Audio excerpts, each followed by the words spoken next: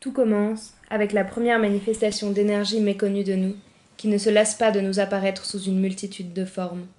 Le problème est qu'elle est partout, mais que personne ne peut la voir dans son âme. On lui donne un aspect d'argent, de carte de crédit, de délicieux plaisirs sexuels, de vices démesurés, de toute chose matérielle qui puisse se garder dans un coffre. Une époque vint où les modernes décidèrent de rassembler leurs meilleures armes, leurs plus performantes technologies et leurs plus valeureux hommes pour une mission inconnue de l'homme mais rendue nécessaire par la mythologie.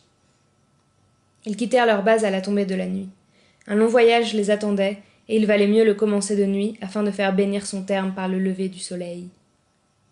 Durant le vol, on parla du plan à suivre, mais comme rien n'était sûr dans la mission, la meilleure stratégie leur sembla être la spontanéité. Après de nombreuses heures de délibération, ils se félicitèrent de leur décision et s'accordèrent pour dormir, à l'exception du capitaine de sécurité, qui savait qu'un voyage infini les attendait. Le soleil se leva, et les modernes étaient encore dans les airs lorsque les premiers rayons du soleil leur indiquèrent un lieu adéquat pour l'atterrissage. C'était un point qui, de loin, ressemblait à la pointe d'un obélisque. À terre les attendait un sorcier ermite et moderne, maître du capitaliste et des sentiments les plus bas de l'humanité.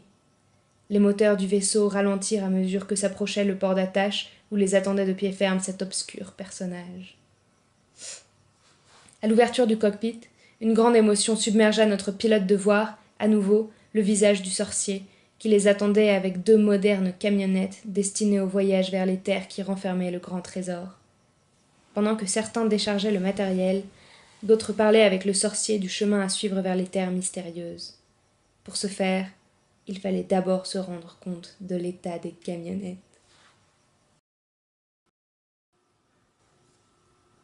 La surprise s'empara des grands chefs quand ils découvrirent que celle-ci était très moderne, très pratique, et possédait même un lecteur MP3. Ils montèrent à bord et revinrent à leurs compagnons afin de charger les véhicules et de commencer le voyage terrestre. Ils traversèrent de grandes montagnes, des déserts harassants, des jungles féroces et de tendres prairies, avant d'arriver au dernier désert de béton construit par l'homme, où ne pourraient les accompagner ni les chauffeurs, ni les véhicules, ni rien du grand dieu technologie. À partir de ce moment-là, tout se ferait à pied.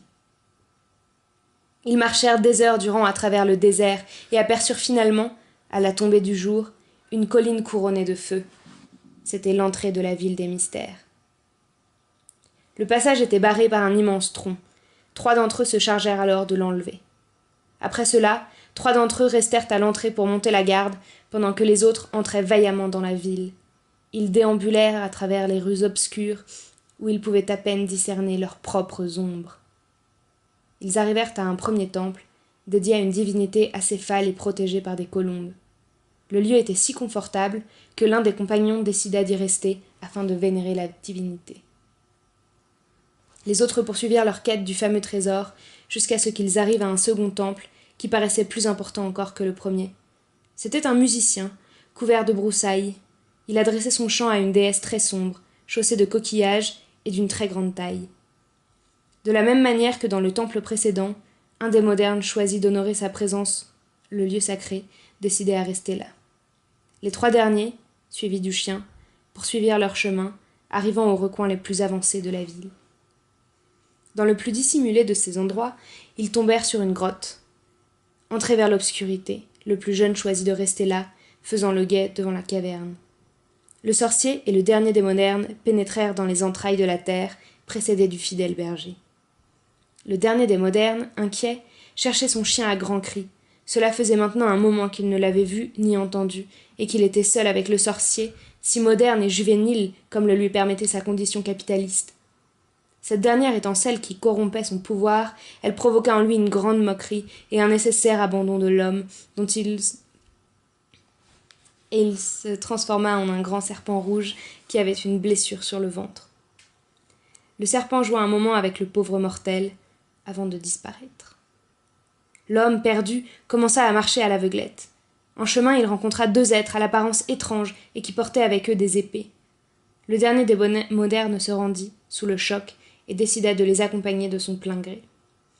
Ils arrivèrent, après une longue marche dans la pénombre, à un lieu sacré, où se trouvait seulement un coffre et 2 lampes de feu. Ce lieu était sans issue et semblait être la partie la plus profonde de la terre. Un coffre soutenu par le même musicien et une lampe de feu derrière lui l'obligèrent à s'agenouiller. Ils lui remirent le coffre afin que le dernier des modernes l'ouvre, pendant qu'ils portaient toujours leurs épées. Il vit enfin le trésor.